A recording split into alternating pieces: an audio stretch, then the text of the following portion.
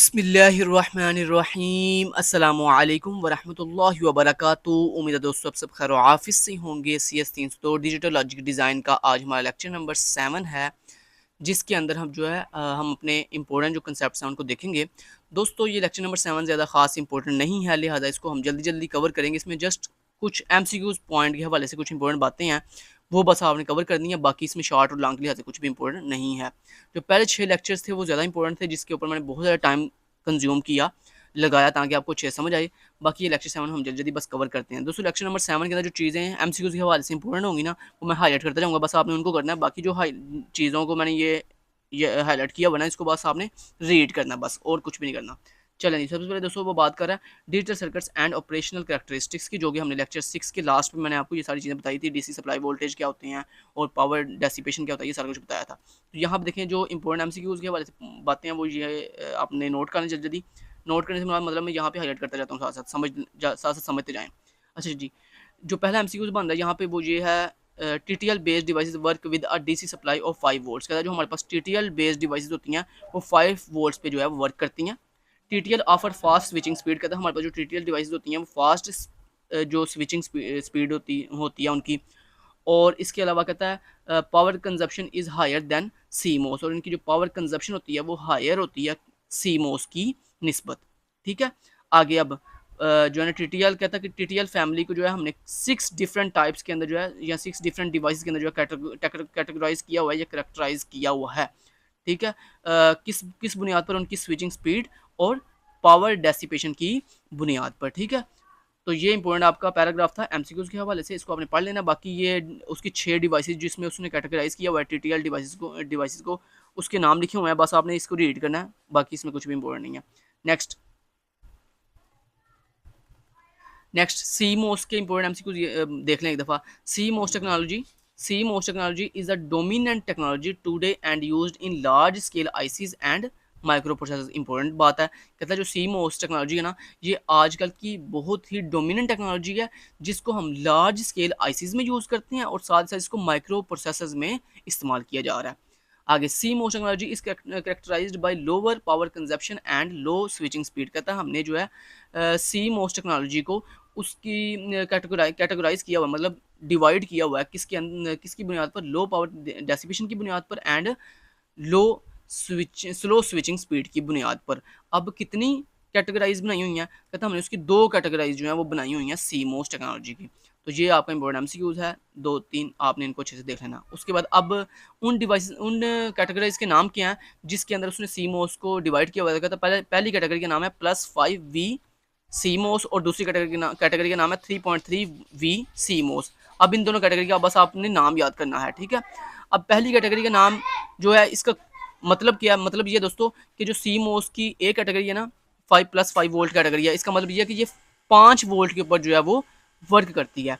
और जो CMOS की कैटेगरी है ना 3.3 वोल्ट, इसका मतलब है कि ये 3.3 वोल्ट के ऊपर भी अपना वर्क जो है वो परफॉर्म कर लेती है। तो ये इसका मतलब है। नेक्स्ट चलते हैं जी, logic levels on noise margin. दोस्तों ये नॉइज मार्जिन क्या होता है इसको हम देख लेते हैं, यहाँ पे इसको डायग्राम से समझते हैं।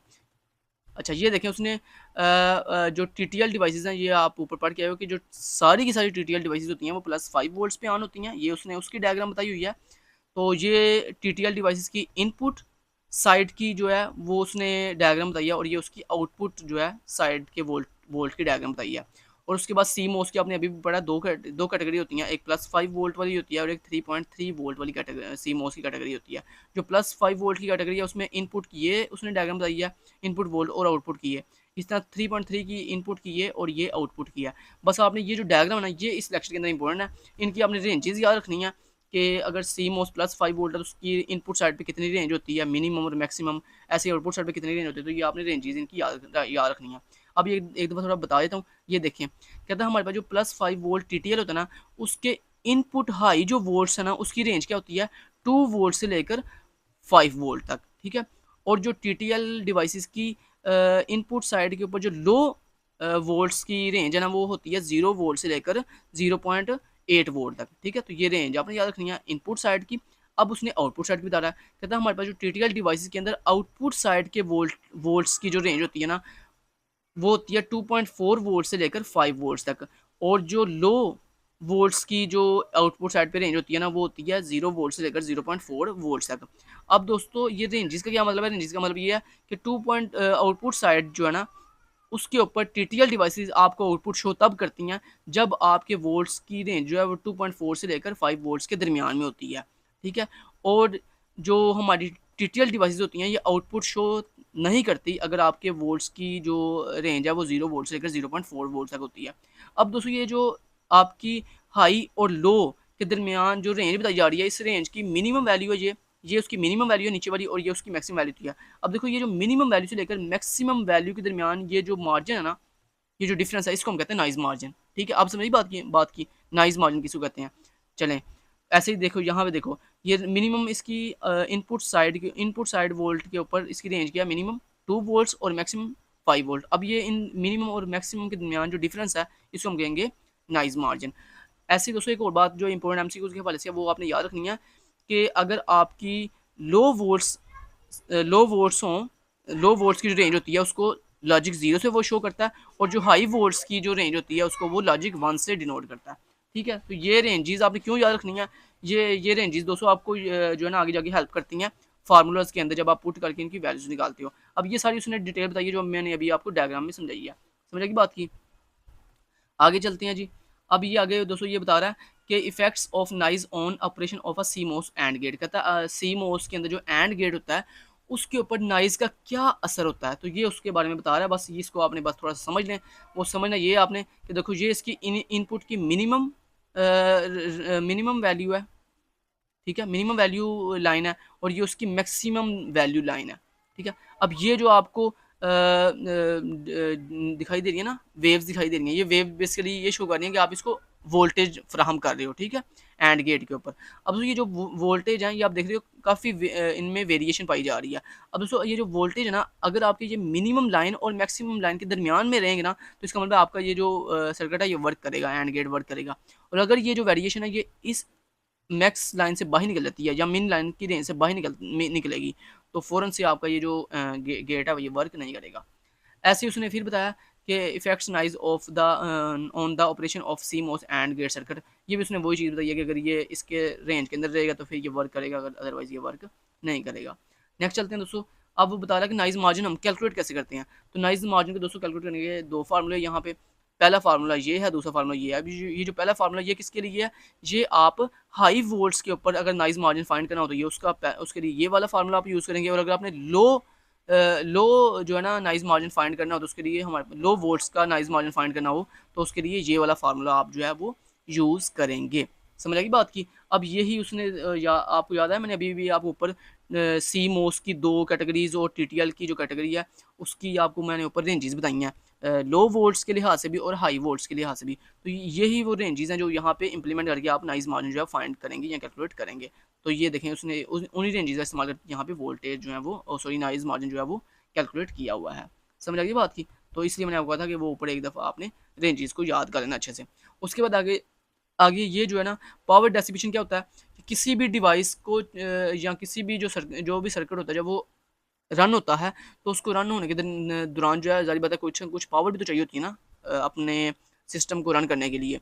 तो वो जो पावर का वो जो पावर कंज्यूम कर रहा है ना अपने सिस्टम को रन करने के लिए उसको हम कहते हैं पावर डेसिपेशन। ये यही बात उसने यहाँ पे लिखी हुई है, ये बस आपने रीड करनी है। जो इंपॉर्टेंट एमसीक्यूज़ के हवाले से पैराग्राफ है वो ये वाला है, इसको आपने अच्छे से देख लेना। ये देखें generally the power dissipation of TTL devices remain constant. ये इंपॉर्टेंट एमसीक्यूज़ है कि जो टीटीएल डिवाइसेस होती हैं उनके अंदर जो पावर डेसिपेशन होता है वो क्या होता है, रिमेन कांस्टेंट होता है थ्रू आउट देयर ऑपरेशन। मतलब जितनी देर टीटीएल डिवाइसेस ऑपरेशन परफॉर्म करती रहेंगी तब तक उनका जो पावर डेसिपेशन है वो रिमेन कांस्टेंट रहेगा। जबकि जो सी मोस डिवाइसेस होती हैं इनके अंदर जो पावर डेसिपेशन होता है वो वेरी करता रहता है अकॉर्डिंग टू फ्रीक्वेंसी। ठीक हो गया, ये देखें varying amount according to frequency. आगे power dissipation of TTL devices, ये आगे वही बात कर रहा है कि टीटीएल डिवाइसेस के अंदर पावर डेसिपेशन, ये तो हमने देख लिया कि पावर डेसिपेशन क्या होता है और उसके बाद टीटीएल डिवाइसेस में ये कांस्टेंट रहता है, सी मोस के अंदर ये वेरी करता रहता है। अब वो कह रहा है कि पावर डेसिपेशन हम फाइंड कैसे करते हैं टीटीएल डिवाइसेस के अंदर और सी मोस टेक्नोलॉजी के अंदर। तो ये उसके फार्मूलाज हैं, ये फार्मूले बस आपने याद करने हैं। टीटीएल डिवाइसेस के अंदर अगर आपने दोस्तों पावर डेसिपेशन यानी पीडी फाइंड करना हो तो उसका फार्मूला होता है कि आपने हाई करंट को लो करंट से प्लस कर लो, उस देन उसको जो आंसर आएगा उसको डिवाइड करो 2 के ऊपर, आपके पास एवरेज करंट आ जाएगी। उस एवरेज करंट को आपने उसके वोल्टेज जो है उसके साथ मल्टीप्लाई करोगे तो आपके पास पावर डेसिपेशन आ जाएगा किसके अंदर, टीटीएल डिवाइसेस के अंदर। ठीक है, तो उसके बाद उसने ये एग्जांपल से समझाया हुआ है आगे आपको, इसको आपने खुद खुद देख लेना। उसके बाद कह रहा है power dissipation of CMOS device, कहता है अगर आपने सी मोस्ट डिवाइसेस के अंदर पावर डेसिपेशन फाइंड करना हो तो उसका फार्मूला ये उसने नीचे लिखा हुआ है, P D equal to P T plus P L. कहता है अगर आप पी टी को प्लस करो पी एल के साथ तो जो आपके पास आंसर आएगा वो बेसिकली पी डी होगा, मतलब पावर डेसिपेशन होगा किसके लिहाज से, सी मोस्ट सर्किट्स के लिहाज से। ठीक हो गया। अब ये पी टी और पी एल क्या है ये आपको बताओ। पी टी बेसिकली दोस्तों होता है internal power dissipation of the gate, मतलब आपके गेट के अंदरूनी साइड पे जो आप पावर डेसिपेशन है मतलब पावर कंज्यूम कर रहे हो उसको हम पीटी कहते हैं। और पीएल क्या है कि जो आप अपने बैरूनी साइड पे मतलब गेट के बाहर वाली साइड पे एक्सटर्नल जो पावर कंज्यूम कर रहे होते हो, पावर डेसिपेशन कर रहे होते हो, उसको हम पीएल कहते हैं। तो इंटरनल पावर डेसिपेशन को अगर आप प्लस कर दो एक्सटर्नल पावर डेसिपेशन के साथ तो आपके पास पावर डेसिपेशन आ जाता है किसका, सी मो सर्किट्स का। ठीक है, ये बस उसने बताया, ये आपने फार्मूला याद करना है और आपको पीएल और पीटीएल का पीटी का पता होना चाहिए, बस इतना पता हुआ आपको। उसके बाद दोस्तों आ जाता है प्रोपगेशन डिले। ये प्रोपगेशन डिले दोस्तों क्या होता है कि जब आपकी एक डिवाइस को आप इनपुट देते हो तो वो कुछ टाइम के बाद आपको आउटपुट जो है वो शो करती है। तो इनपुट से आउटपुट के दरमियान जो डिफरेंस आ रहा है मतलब जो डिले आ रहा है टाइम का, उसको दोस्तों बेसिकली हम कहते हैं प्रोपोगेशन डिले। इसी चीज़ को उसने नीचे जो है डायग्राम में समझाया हुआ है, ये देखें ज़रा। ये आपकी मान लो एक सर्किट है और उस सर्किट के अंदर आपने इनपुट जो है इस पॉइंट के ऊपर दी, ये देखो ज़रा जहाँ मैं लाइन लगा रहा हूँ, इस पॉइंट के ऊपर आपने इनपुट दी, लेकिन उसके कुछ टाइम के बाद आपको जो है इस पॉइंट के ऊपर आउटपुट शो हो रही है। अब देखो इनपुट आपने इस पॉइंट के ऊपर दे रहे हो, आउटपुट आपको इस पॉइंट के ऊपर मिल रही है, तो मतलब ये जो दरमियान में डिले आया है इस डिले को हम प्रोपोगेशन डिले कहते हैं। और ये इनपुट और आउटपुट का डिले जो है वो बता रहा है किस पॉइंट के ऊपर ऑन के, मतलब जब कहता है हम किसी भी डिवाइस को ऑन करने के लिए जब इनपुट देते हैं तो वो कुछ टाइम के बाद हमें आउटपुट जो है उसकी शो करता है। तो ये होएगा प्रोपोगेशन डिले आपके डिवाइस को ऑन करने के लिहाज से। ऐसे अगर आपने डिवाइस को ऑफ करना हो तो आप क्या करते हो, आप उसकी जो इनपुट है उसको कट ऑफ करते हो। जब आप कट ऑफ करते हो तो फ़ौरन से आपका सर्किट जो है ऑफ नहीं होता, उसे कुछ टाइम के बाद आपका सर्किट जो है इस पॉइंट के ऊपर ऑफ होता है, मतलब उसकी आउटपुट जो है वो क्लोज होती है, मतलब शो होना ख़त्म हो जाती है। तो ये जो दरमियान में डिले आ रहा है इसको हम कहते हैं प्रोपोगेशन डिले। समझ लगी बात की, चलें जी नेक्स्ट चलते हैं आगे जी। Speed power product. Speed power दोस्तों प्रोडक्ट क्या होता है, कहता है अगर आपने प्रोपोगेशन डिले और पावर डेसिपेशन को आपस में मल्टीप्लाई कर दो तो आपके पास स्पीड पावर प्रोडक्ट आ जाता है। तो ये इसका फार्मूला है, स्पीड पावर प्रोडक्ट को फाइंड करने का ये फार्मूला आपको याद होना चाहिए बस यहाँ पे। ठीक है, और आपको ये पता हो कि ये टीपी और पीडी क्या है। तो प्रोपोगेशन डिले को अगर मल्टीप्लाई कर दिया जाए पावर डेसिपेशन के साथ तो आपके पास स्पीड पावर प्रोडक्ट आ जाता है। और उसके बाद दूसरा जो इंपॉर्टेंट एमसीक्यूज है वो है जी पावर, जो स्पीड पावर प्रोडक्ट होता है इसका जो यूनिट है वो जूल्स है। ठीक है, जो कि एनर्जी का यूनिट होता है। उसके बाद ये आगे इंपॉर्टेंट एमसीक्यूज ये भी है एक, lower the SP product better is the performance, यानी वो कह रहा है कि आपका जो स्पीड पावर प्रोडक्ट है मतलब जो एसपी है स्पीड पावर प्रोडक्ट है, जितना वो लो होगा मतलब जितना वो कम होगा उतनी आपकी जो परफॉर्मेंस मतलब कारकर्दगी है वो उतनी ज़्यादा बेटर मतलब अच्छी होगी। तो ये भी इंपॉर्टेंट आपका एमसीक्यूज हो सकता है कि पेपर में आपसे पूछा जा सकता है कि बताओ अगर एमसीक्यूज में कि अगर आपका एसपी जो है स्पीड पावर प्रोडक्ट है अगर वो लो हो कम हो तो आप बताओ कि परफॉर्मेंस जो है वो क्या होती है, हाई होती है या लो होती है, तो हाई होती है। ठीक हो गया। उसके बाद दोस्तों आ जाता है फैन आउट एंड लोडिंग। ये फैन आउट क्या होता है, फैन आउट दोस्तों ये होता है कि आप अपने सर्किट के अंदर किसी भी गेट की आउटपुट साइड के ऊपर, किसी भी गेट की आउटपुट साइड के ऊपर कितने मैक्सिमम गेट अटैच कर सकते हो, लगा सकते हो, कनेक्ट कर सकते हो, उसको दोस्तों हम कहते हैं फैन आउट या फिर लोडिंग। जैसे उसने यहाँ पे एक एग्जांपल दी है 7400 नैंड गेट की। कहता है एक हमारे पास एक नैंड गेट है 7400, कहता है उसकी आउटपुट साइड के ऊपर हमारे पास जो करंट की कैपेसिटी है ना वो है जी 400 ओहम अम्पेयर, और उसकी जो इनपुट कैपेसिटी होती है वो होती है मतलब जो उसको रिक्वायर्ड होती है इनपुट साइड के ऊपर करंट वो कितनी चाहिए होती है 40 ओहम अम्पेयर। अब दोस्तों अगर आपने फैन आउट फाइंड करना हो तो उसका सिंपल सा ट्रिक ये है कि जो भी आपको आउटपुट साइड की जो करंट गिवन है उसको आप डिवाइड कर दो अपनी इनपुट साइड की करंट के ऊपर। ठीक है, तो आप 400 आउटपुट साइड पे तो 400 को आप डिवाइड कर देगो किसके ऊपर, उसकी इनपुट साइड की कैपेसिटी मतलब 40 के ऊपर। तो अगर 400 को 40 के ऊपर डिवाइड करें तो हमारे पास जवाब जो है वो 10 आता है। तो इसका मतलब है कि आप अपने 7400 नैंड गेट की आउटपुट साइड के ऊपर जो है 10 मजीद गेट जो है वो अप्लाई कर सकते हो। तो इसका मतलब यहाँ पे फैन आउट क्या क्या निकल के आया है, 10 निकल के आया है। ठीक है, तो यही उसने नीचे कैलकुलेशन करके आपको फाइंड करके दिखाया है। ठीक हो गया, तो यहाँ पे दोस्तों आपका लेक्चर नंबर 7 कंप्लीट होता है। उम्मीद करता हूँ जो आपको इंपॉर्टेंट चीज़ें हाईलाइट करवाई हैं बस आप उनको करोगे, बाकी जो थ्योरी के लिहाज से रीडिंग मटेरियल था उसको बस आपने रीड करना, बस ज़्यादा फोकस नहीं करना। Thank you so much, till then guys, take care, अल्लाह हाफिज़।